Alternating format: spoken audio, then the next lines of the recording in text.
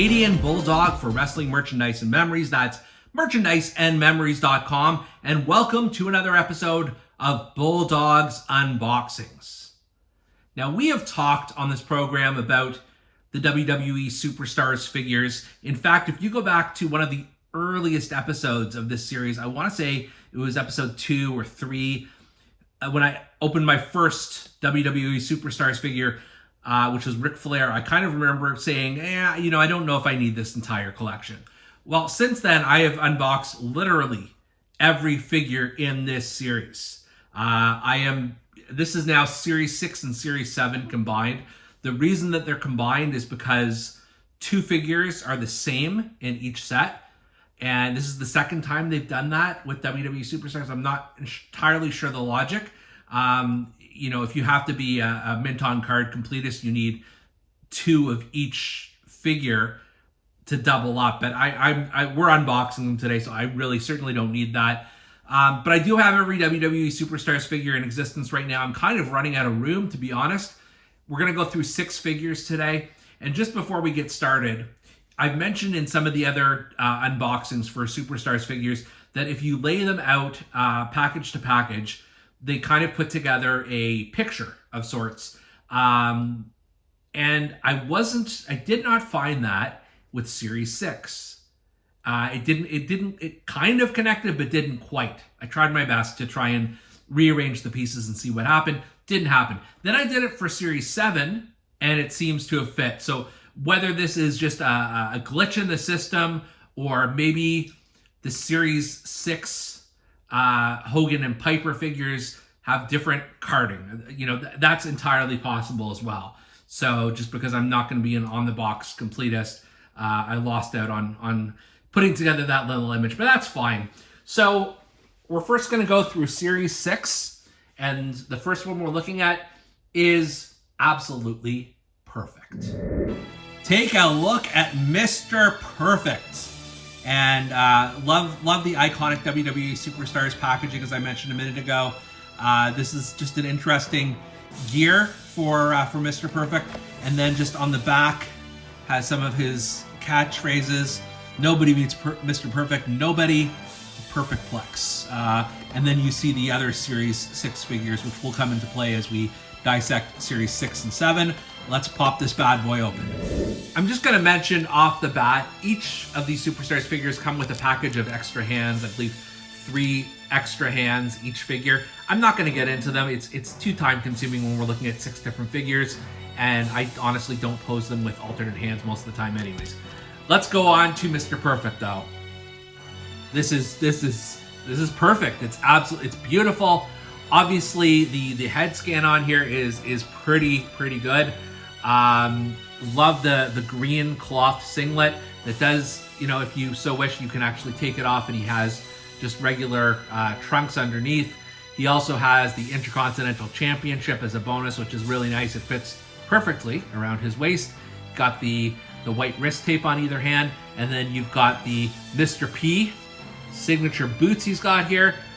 This is great. I believe I just reviewed a Mr. Perfect in either the last episode or 2 episodes ago, and I don't have a lot of them. I certainly don't have nearly enough Mr. Perfects in my collection, so this is a good one to have, and love the smirk on his face, and love that he comes with the Intercontinental title as well. Coming up next, it's the Beast from the East, Bam Bam Bigelow. Such an iconic figure from the 80s and even 90s. We're going to just take a look on the back here for a second. It does say Beast from the East. It says, greetings from Asbury Park. And then it says, if you play with fire, you're going to get burned. I'm not sure that Bam Bam Bigelow ever actually said that, but I could be wrong. Let's crack open. Bam! Bam! Just look at Bam Bam Bigelow. For some reason, the larger Superstars figures just hit a little bit different, like Earthquake or Typhoon. And yeah, this definitely tracks with that. Take a look at the very detailed tattoo he's got on his skull here, as well as on his arms. On both arms, he's got some tats. And the shirt here is removable. I'll do that really quickly just to show you. If you take the shirt off, this is what you get. This feels to me like his early WCW look. when he first came in, or NWA even, after his initial WWF run. It's an option for sure, and it definitely is consistent with the fireballs on his legs as well. But I prefer the shirt just because it is more the Bam Bam Bigelow we know and love. But Face Scan is wonderful. Just another really, really cool figure in this collection.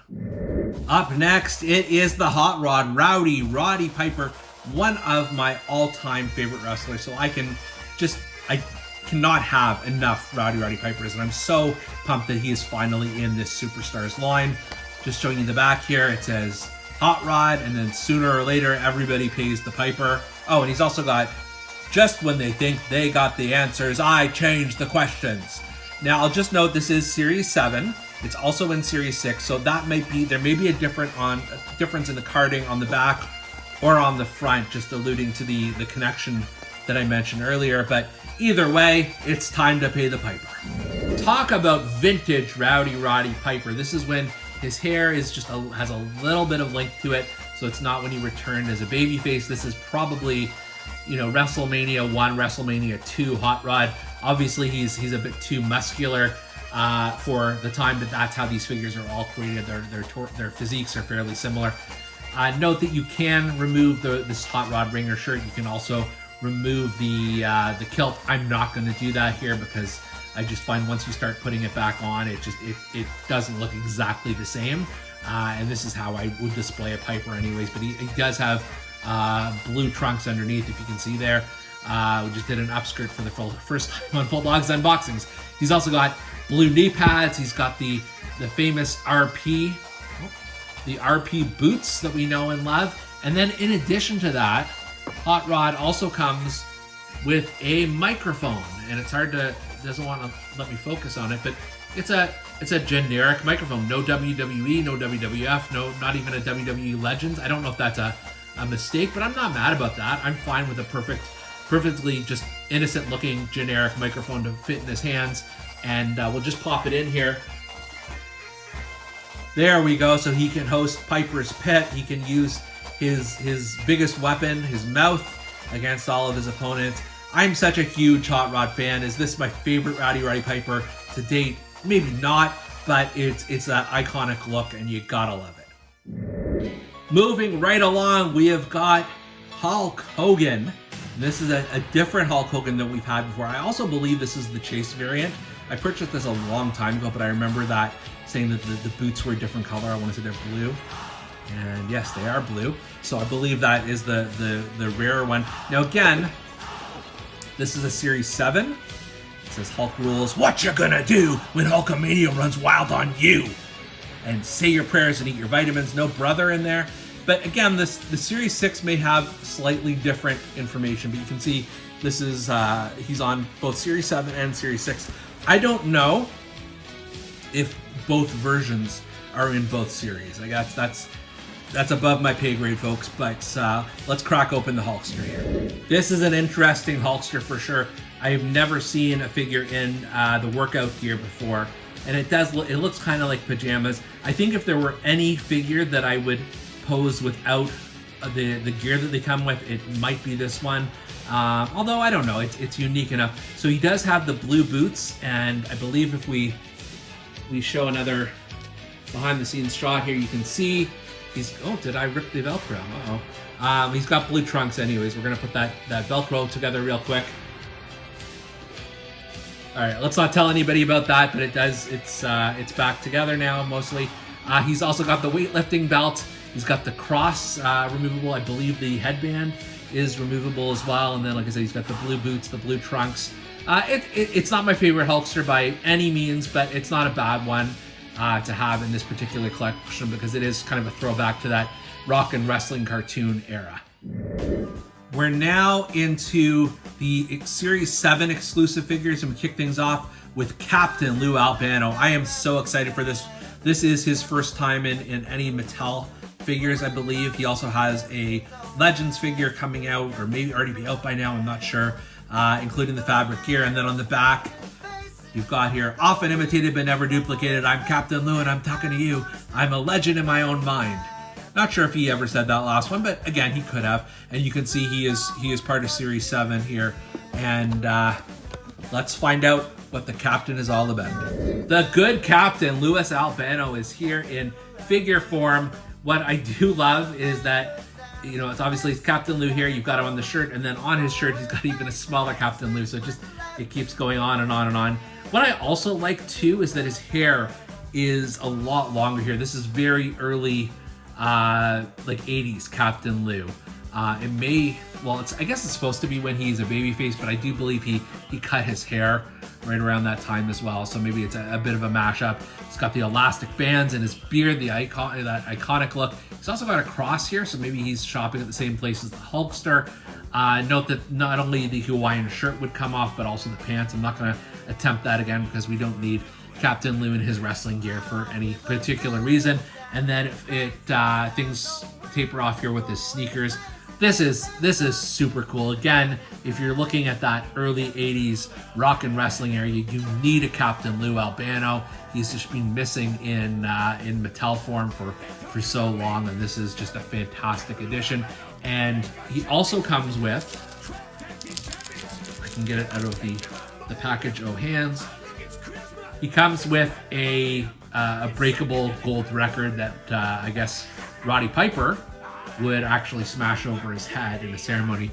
There's no detail to this, and I can only imagine what fresh hell it would be to pose Captain Lou on my Superstar shelf with this broken record. So that might be just a bit of added value here, but take a look at Captain Lou. So cool.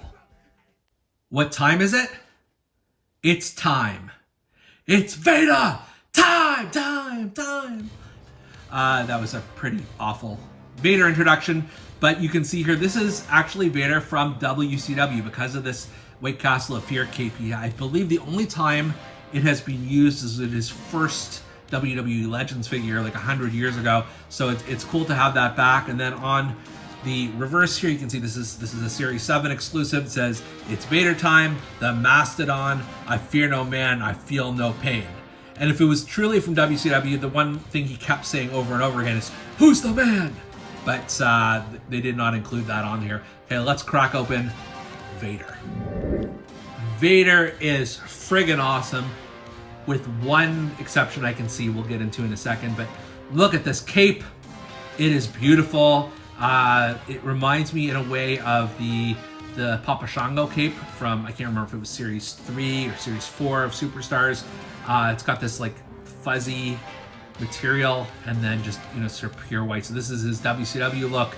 The mask does not come off on this one, and why would it?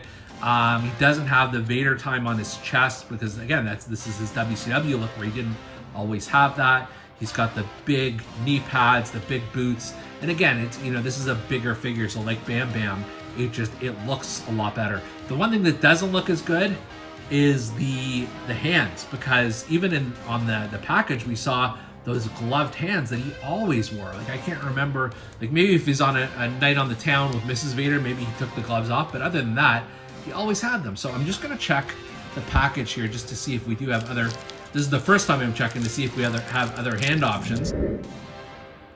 Talk about a difference maker here. You've got these gloved Vader time hands he's using, and like, why wouldn't you choose this option? My goodness, it changes the game. It looks like a much better Vader. They also have the two gloved fisted hands. I'll show you here. And frankly, you know, either of these options are better than just the bare hands. So I like this look a lot, and it does complete this Vader for me. Overall, I love Series 6/7. All of these figures are bangers. They're great. They just really add some color to the your Superstars collection overall. Glad to have them all, and I really do hope though for future iterations like Series 8 and Series 9 don't have the same crossover issues, because it's tough to collect, you know. But like I said, I'm all in with these figures. They are amazing. And for Bulldog's unboxings, I'm Canadian Bulldog. We'll see you next time.